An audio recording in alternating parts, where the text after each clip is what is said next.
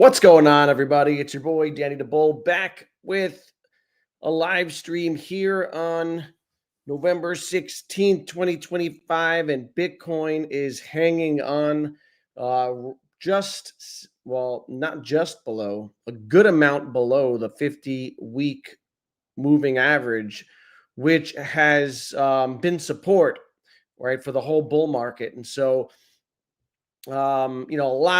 a lot of eyes on today's weekly close, as it could signal more pain in the market and reinforce the idea that this cycle is a wrap. So that's what we're going to talk about today. Is it a wrap?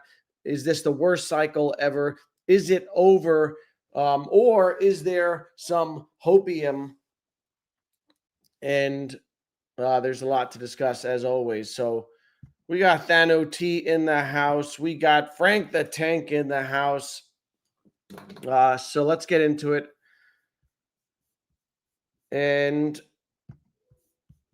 first, pull up. Here we go. 93,974 on Bitcoin. Not exactly where we want to be on Sunday. As I said before, the 50-week moving average has been the key level of support for the entire bull market. And in previous cycles, when Bitcoin loses the 50-week moving average, you tend to slip into bear market territory. So, this has been a key level of support throughout this cycle. Twice this cycle, we have wicked below it. All right. And this goes way back. If you remember, in what year was this? This is summer of 2024. All right. Summer of 2024, after the halving. To clarify and refresh our memories, Bitcoin hit a new all-time high prior to the halving, first time ever.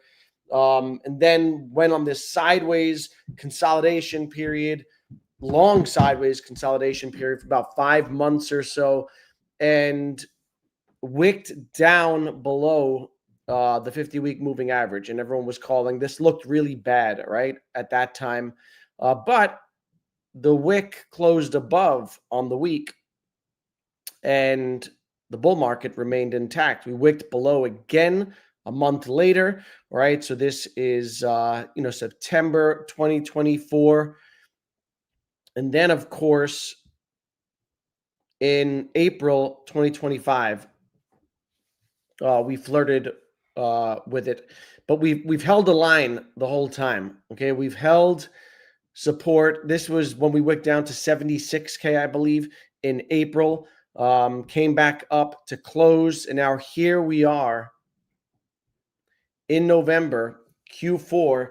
Typically, when you would see the market coming to an end, a 4-year cycle coming to an end, we are below the 50-week moving average. So can we close above it? It's not looking very promising. We'd have to, gap up a good 7K in the next 4 hours. So it's not looking like it's going to happen. It looks like we're going to close below the 50-week. So does that mean that the cycle is over? Does it mean that, we now head into a prolonged bear market when we've already been in a fucking bear market for our alts for the last 12 months at least, right? Since December, since after Trump got elected, alts have bled. So I have a lot of conflicting thoughts here. Okay, on the one hand, this is the time, right? If you're a traditionalist and believe in the 4-year cycle, this is the time where things break down and we start heading into a bear. On the other hand, this cycle has been different. And I think that the 4-year cycle, I think we have to stop looking at the 4-year cycle as gospel and as a playbook that will hit consistently the same way every time, because this cycle has proven that it's not going to do that. And we can go back to the beginning of the cycle, pre-halving, when Bitcoin hit a new all-time high before the halving. That's something that had never happened before. Then, there are just so many things. There is, Q4 of, October, seasonality with October, November, supposed to be the most bullish months of the year, post-halving year, hasn't happened this time around. We haven't had an alt season this time around. We haven't had Bitcoin even peak in euphoria. It's been sideways for the last year. Bitcoin has been a big wet fart for the last 11 months. It is below, it's trading below where it was a year ago.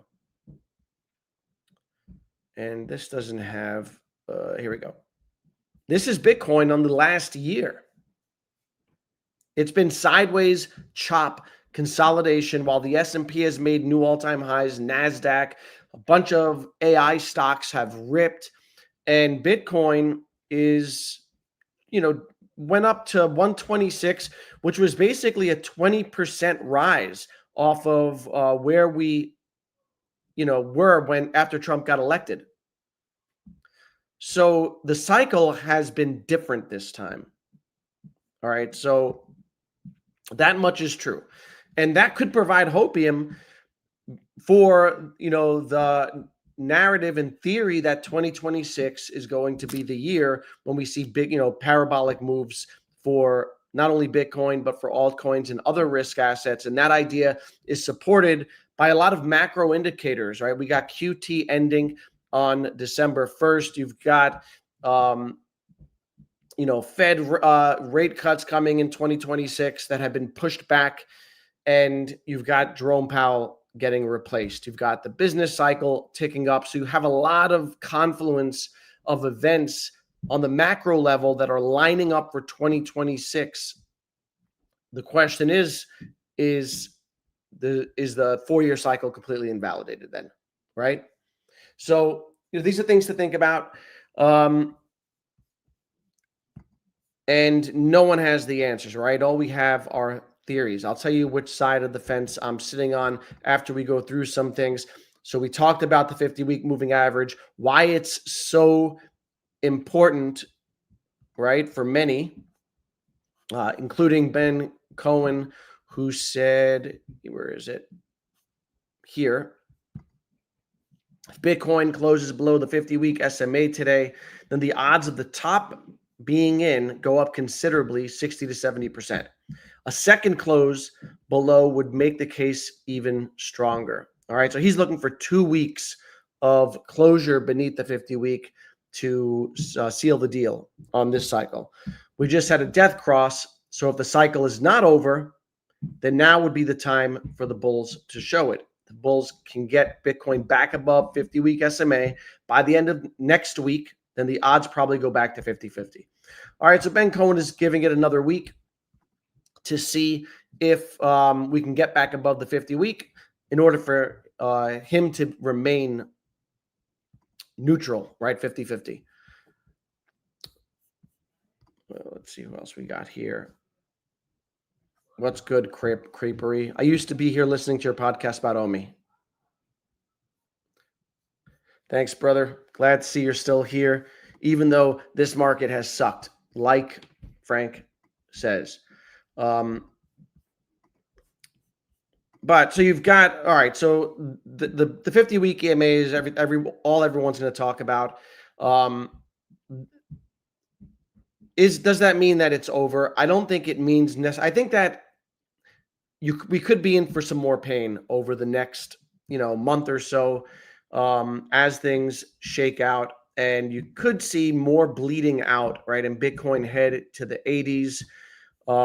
But we have seen that the 4-year cycle is not impervious. And so that would indicate that, and I do think that Bitcoin is trending more in line with the traditional markets now that, the ETFs are involved and institutions are involved. And so in my mind, my thesis is that the stock market continues up next year in 2026. People talk about an AI bubble in the stock market, but the stock market, there is no bubble in the stock market yet. Okay, a bubble is 2021 levels, right? When everything is going crazy, right? If you were here in 2021, you saw like companies that had no revenue were doing, were trading like altcoins in the stock market. I remember one called Skills that Kathy Wood was added to one of her ETFs, her high risk ETF, that shortly after she added it, it had no revenue. It did 10x. Okay, that's a bubble. What's going on in the stock market right now, you might have some extended valuations, but it's not a bubble. And in fact, there is, support for the theory that the reason why crypto is suppressed is because, we're not in a bubble and we're not risk on in the overall, in all the markets. And I spoke about this in the last video. The Russell 2000 index, which is measures small cap stocks, a collection of small cap stocks, looks very much like the total crypto market, right? So this is the Russell 2000. This is the total 3, right? They've traded in conjunction for the last 5 years. This is 2021 when the Russell 2000 went on a big run, right? That was bubble 2021, hit a new all-time high, bled out through 2022, went sideways, and then started rising in 2023, which is what Total 3 did.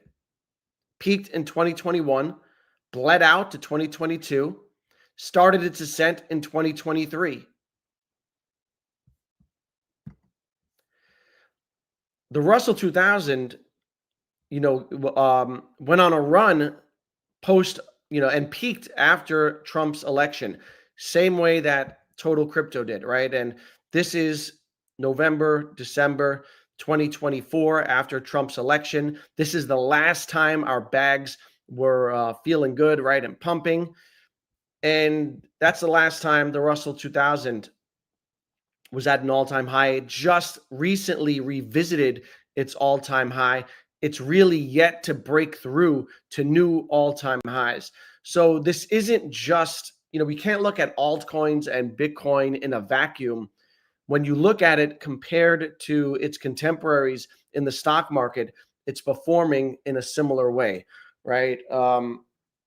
Altcoins are always going to be, more volatile. But if you look at the total crypto market and the Russell 2000, they are behaving the same way. And so if my thesis is that the stock market's going higher in 2026, which I do think that it is, then I have to think that that the 4-year cycle is kind of invalidated now that Bitcoin is so concentrated and so correlated to the traditional markets. And I would think that Bitcoin has a chance to recover and that we might see a briefer bear market and then a recovery in 2026. And I read a really good article this week about this year-long consolidation period by Bitcoin and how it's frustrated people. And it's by Jordy Visser, who's often on Pomp's channel. Anthony Pompliano is a big Bitcoin bull. I recommend checking this guy out on Pomp's channel. He's managed $1 billion hedge fund. He's a smart macro guy. And he talks about Bitcoin over the last year having what he calls a silent IPO. All right. And he says why this consolidation isn't what you think. He likens it to a tech stock going public and having its IPO, and the original investors who are now up big distributing their shares of the stock to institutional buyers and investors, right? That's what happens in an IPO. When something like Amazon or Apple or, a big company goes public, institutions buy from the early investors. right, and buy up a bunch of shares. And he's saying that's kind of what's happening and what's happened to Bitcoin over the last year. I'm going to read through the highlights of the article. It may take 5 minutes or so, but I think it's a theory worth looking at because I think it makes sense when you look at where Bitcoin is at this point in its life cycle. All right, so he talks about how the sentiment in crypto right now is brutal. The S&P 500, new all-time highs. NASDAQ has been on a tear. Gold broke through $4,300. Tech stocks rallying. And by every traditional measure, we're in a risk-on environment. Money's flowing into risk assets. Investor appetite is healthy, but Bitcoin has been doing nothing. It's been sideways for a year. Meanwhile, we have ETFs. We have the Genius Act passed. We have the Clarity Act coming. We have all of these catalysts that were coming. You know, we had Gensler out. We have a new SEC chief in. We have David Sachs in as the the head of crypto in the Trump administration. All these catalysts that we thought would push this sector to new all-time highs, and that's created cognitive dissonance, right? When we have all of these catalysts that we thought would push us to, at least the 150 to euphoria stages, right, of Bitcoin and crypto. And what we've gotten is sideways chop on Bitcoin for a year. But that's where we are. And he says, what if everyone is looking at this wrong? What if Bitcoin isn't broken? What if it's finally having its TradFi version of an IPO? All right, and what he's saying is that he's seeing Bitcoin, despite its revolutionary origins, following economic patterns that are as old as capitalism itself. Early stage investors who took enormous risk on Bitcoin, people who bought at, $1, $10 and held for over a decade. All right, we're talking about people who held through Mt. Gox, they held through COVID, they held through all the ups and downs. And we've seen those whales, selling over the last year. But they needed liquidity, right? They needed an exit and they needed to diversify. Because now you have these people who bought Bitcoin early on and they've become billionaires. And they need to diversify and protect their capital and move into other plays or just sit on cash.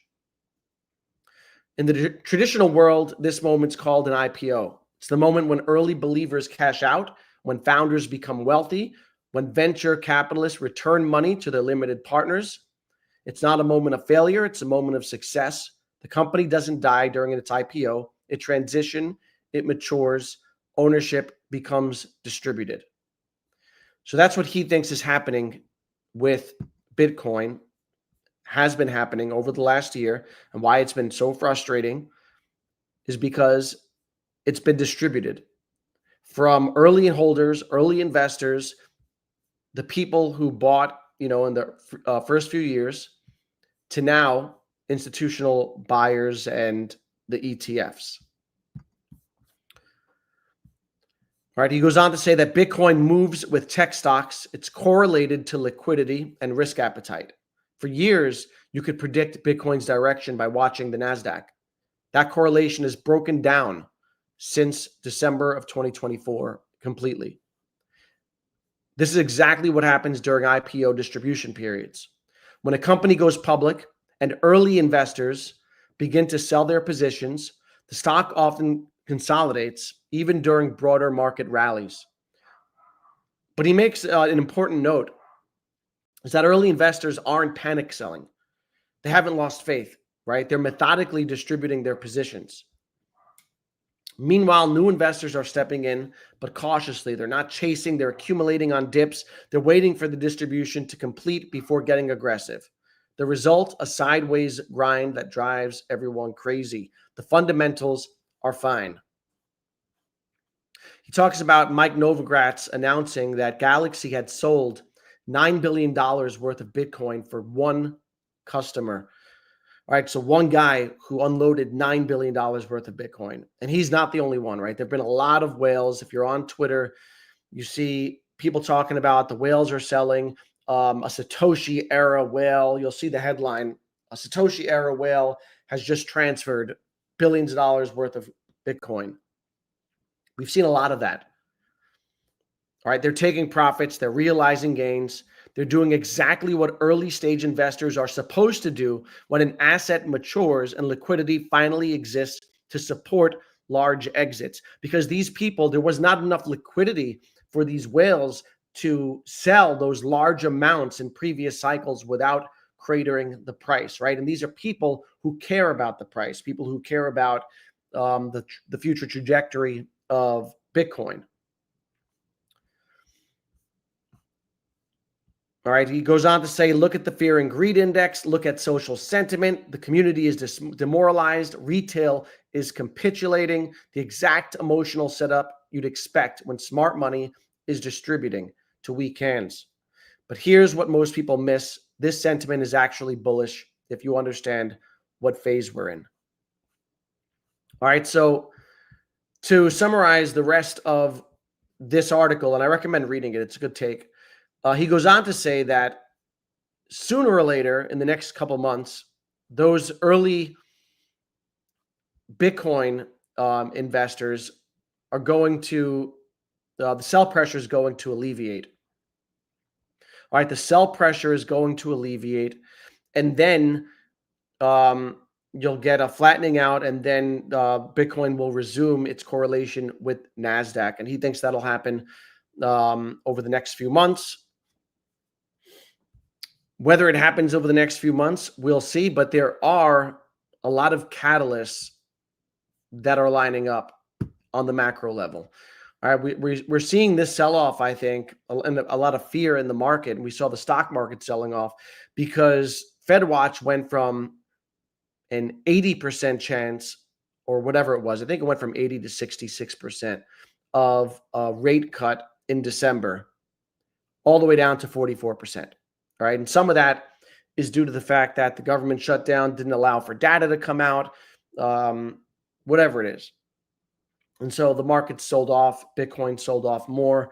You're seeing fear. All right. But the cuts are coming.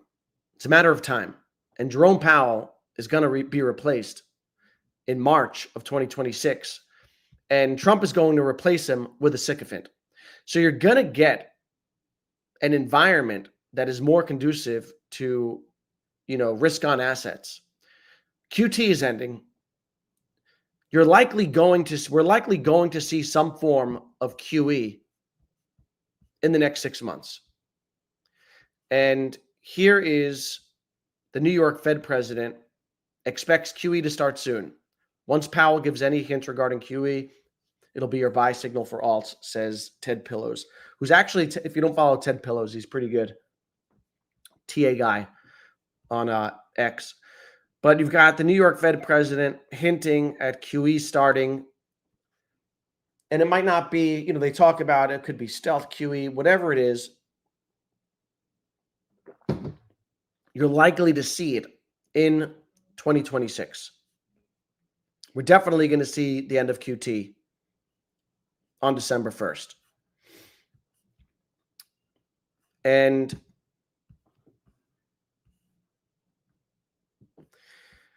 here's a chart of when the Fed ends QT and when, money pumps into the system. And we had that. The last time we had that was in, obviously, 2021, right? So QT ended. The last time QT ended was, I want to say 2019. Yeah, 2019. And, the next 2 years were insanely bullish for risk assets. So could we see that playing out in 2026? I think it's possible. It sucks to have the expectation of the Q4 blow off top, euphoria, alts running. That was the expectation. That's what we're all here for. That's what we've been waiting for. And at best, it looks like you're going to have to wait for that, right? Till 2026. And that's disheartening, because what could happen is, and what, if Bitcoin continues to fall, which, I mean, you're looking at right now, it's making lower lows, right? So if it continues to drop into the 80s, you're going to see alts continue to bleed, right? Is what's probably going to happen in the near term, is alts will continue to bleed, right? So that's short term. That sucks. The hopium and the long term, thesis that could play out as 2026 is the year, which is what Raoul Pal has been saying for this whole cycle, or at least the last year, right? And here is a fresh take from Raoul Pal, who has said that the 4-year cycle is really just the liquidity cycle and the debt refinancing cycle, which has been pushed out to 5 years instead of 4 since COVID, right? But here is what Raoul said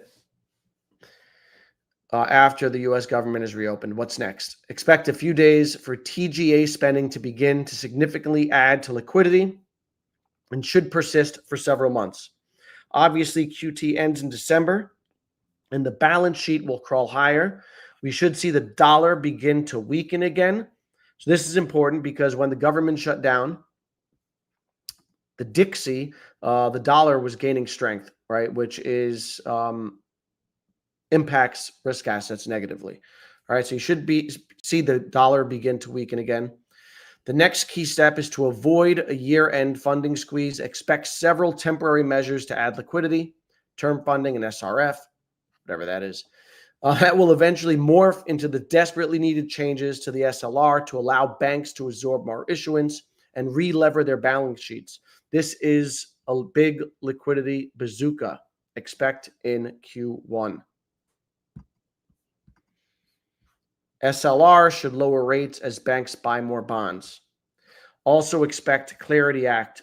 This is coming also, and this is bullish, right? This is fundamentally bullish for the whole space. Clarity Act will make it clear who is in charge of crypto. The CFTC will likely oversee it. It'll open the doors to tokenization, and it will accelerate the stablecoin bill that was already passed. He talks about also the possibility of stimulus payments, which I'm not positive if that'll happen. Trump often, floats ideas, but there might be some stimulus payments, and the big, beautiful bill, fiscal goosing, right? And a lot of this makes sense, that a lot of this stuff is intentional, because you got midterm elections coming up in 2026, right? And Trump wants a strong stock market in 2026 so that the Republicans can, keep their seats or gain new seats in the midterm elections. He wants a strong stock market. And if you remember back in 2024, when the whole tariff fiasco started, Darius Dale was the first to say that he thinks that it was Trump, what did he call it? Kitchen sinking the economy, right? Intentionally dumping the stock market to push things out and to also push things down to form a lower base to move off of, right? And also to push things out into 2026. So the tariff overhang is just ending now. We had the China-Trump meeting last month. And I think a more formal deal is supposed to be coming soon from what I read. All right, so you got the tariff overhang should be in the rearview mirror. You've got a new Fed commander-in-chief, and you've got end of QT, beginning of QE in 2026. So when I look at that objectively, if I throw out the idea that we all married about the 4-year cycle, and if I just look at it objectively, I would think that the macro cycle will be intact in 2026, and there's room to go on the stock market. We haven't yet seen a broadening out in the stock market. Okay, we have not yet seen, a full-on bull run. Even though people are fearful that we're in a bubble, we're not. Okay, we're not yet. And as displayed by the Russell, it has not hit all parts of the stock market. If we were in a bull market, if we were in a bubble, we are in a bull market in the stock market. But if we were in a bubble, this Russell would have exploded upwards. It hasn't. If it does in 2026, I would expect total market cap to also explode higher. All right. So let me finish reading Raoul Paul here. China will continue balance sheet expansion. Europe will add fiscal stimulus or extra spending. The debts must be rolled, and the government wants to superheat the economy into the midterms, which is what I just said. This is the liquidity flood. The spice must flow. So it's really a matter of, is the 4-year cycle still intact or not? If it is, right, then we just witnessed the end, basically, of the 4-year cycle. If it's not, then 2026 could provide some fireworks. And in my mind, the 4-year cycle did not play out at all the same way it did in the last 2 cycles, okay, which we already talked about. So we'll see what happens. But, it sucks short term, but I do think that there is still an opportunity in 2026. Let's get back into the chat. Frank says, I think we are in the waiting game. Big, beautiful bill money is hitting the system in Q1. Stimulus checks Q2. Probably interest rates coming down. Yeah, and you could see, Trump has floated those stimulus checks. The idea is, I could see him timing it with Q2. Free money makes everybody happy, right? So I do think he'll do whatever it takes to keep Republicans in their seats in the midterms in November of 2026. What's happening now is those who believe in the 4-year cycle are selling. Yes, they won, they're in profit, and the 4-year cycle is over. Institutions are accumulating the fear. Yes. And I do think, especially those OGs, those Bitcoin OGs who have been, the 4-year cycle has been ingrained in them, and it's worked so well for them that it makes sense that they're not going to risk, because, really, you're only feeling pain if you're in alts. If you're in Bitcoin, you did pretty good, right? At 15K to 125K, 126, solid gains. Not like, not as high as they could have been, right? In terms of, a lot of people thought we would get to 200K, whatever, but 15 to 126 is solid. So it makes sense. If I was just in Bitcoin, I would be selling Q4. Because if you don't, and the 4-year cycle ends up coming, being real, then you could lose those gains, right? But the key thing is institutions are accumulating, right? And that speaks to what Jordy Visser is saying. And yes, I would give him a follow. Let's see. Clarity Act will be huge and will be a big spark. A lot of investors are not going to touch crypto, correct, with a 10-foot pole. And after what happened on the 10th, right, the big liquidation event in October, we need the Clarity Act, 100%. And the good news is that it's bipartisan. They were working on it even through the shutdown. So there seems to be a sense of urgency there. When I think about it, stable coins are going to be $1 trillion, industry. Tokenization is coming. It's inevitable. right? So all those things are inevitable. It's just a matter of being in the right assets, right? And if I had to, what's my strategy moving forward is I got into a lot of high risk stuff, right? So I think moving forward, I'd move into more blue chip stuff, I consolidated into my highest conviction small caps.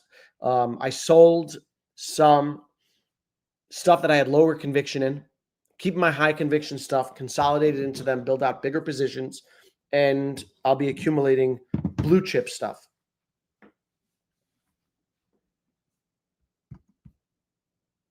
Bro, you know how to move MCADE to Ledger, to ERC20? It's based, so first of all, if you have it on ERC20, you need to bridge it, which is a process. You can DM me and I'll try to get you that info. But you have to bridge it to base network. It's a pretty simple process. And then you can, yes, send it to Ledger on base. But you want to bridge it. Unfortunately, everyone holding anything but Bitcoin is trying to cope at this point. Most alts are at the lowest, even when ETH was at 1,500, even if Bitcoin hit 70K. There will be alt season posts on X. Yeah, this is true. There's been max pain on alts. And alts can go lower, right? What you learn is something that's down 80% can go down another 80%, right? So it's been rough.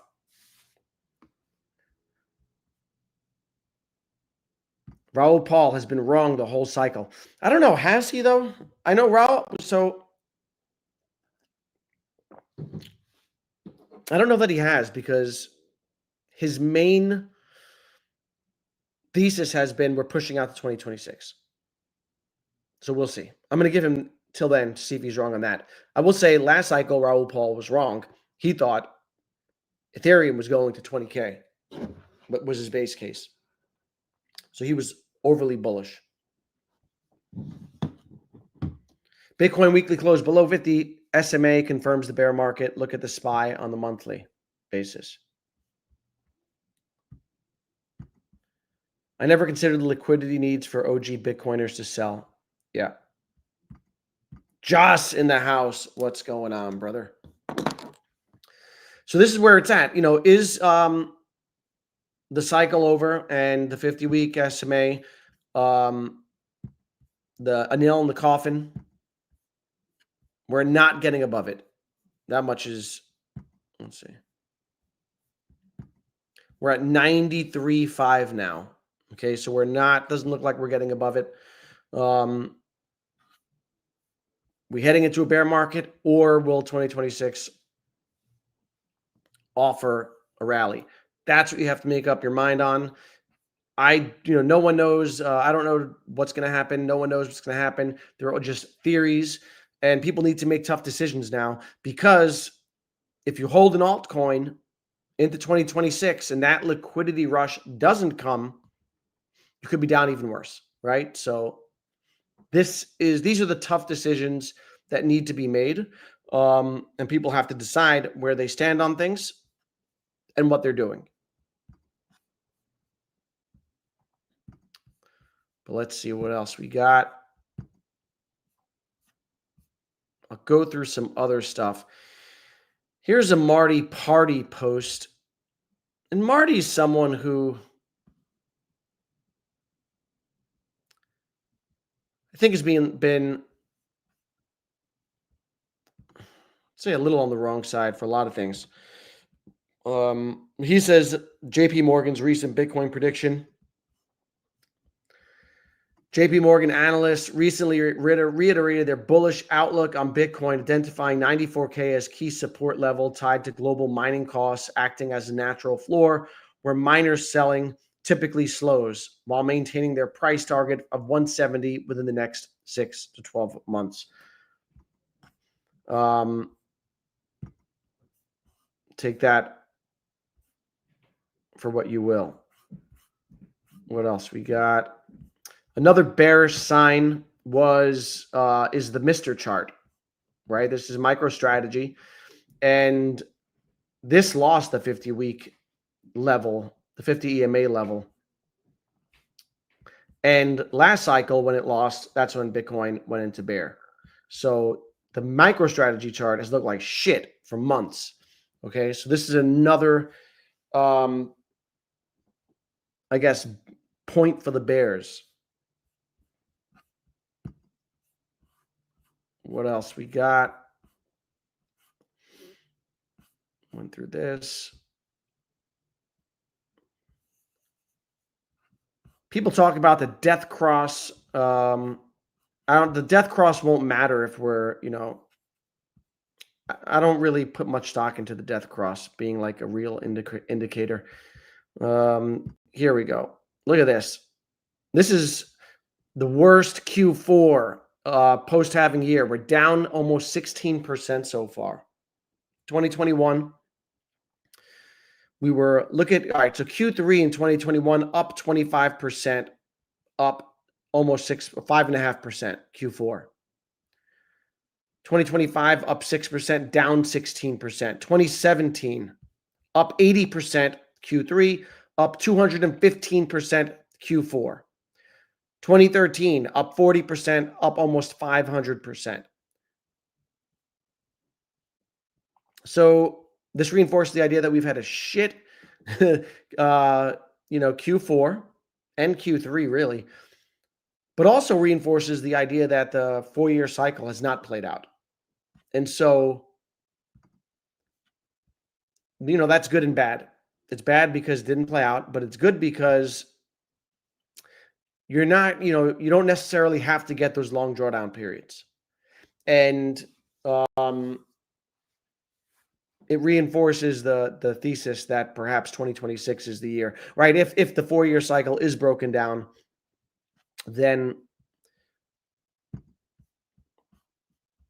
you could see, a good 2026. The other thing to keep in mind with crypto is we put so much stock in the cycles, but there only been, you got the Genesis cycle, 2013. That was really just Bitcoin. 2017, 2021 are the ones with a lot of altcoins. You had the ICOs in 2017. Obviously, we know 2021. So this is really like the third, well-developed cycle. That's not a lot of data points, right? This is the third data point in that. So we'll see how it plays out. I am leaning on the side that we will see more short-term bleeding, and with the possibility of 2026 having being a strong macro environment and more risk on. But we're gonna have to see how it plays out. B-dubs, what's good, brother? Yes, I speak to Ron often. Ron has been kind of split, where he's bearish short term for sure.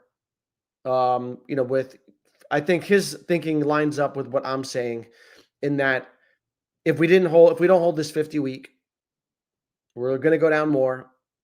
Could go down more, but he thinks that also we could have a short bear market and things pick back up in 2026. But I'm going to get him on stream this week, along with some other guys. I'm going to get Frankie back on, and I'm going to get God's Entry. Thanks for coming in, Frank the Tank. I think the cycle is broken. I think it will correlate to the stock market. Yeah, and that's what I think also, Jojo. I think the cycle is broken. And that is our hopium. That is our good news. That suggests that 2026 could be, better. So that's all I got today. I just wanted to come through. It's been a minute since I was last on. I've got some other streams lined up with some guys. So as always, thanks for coming through. Hang in there. It's been a rough market, and we'll all get through it. I will catch you in the next one.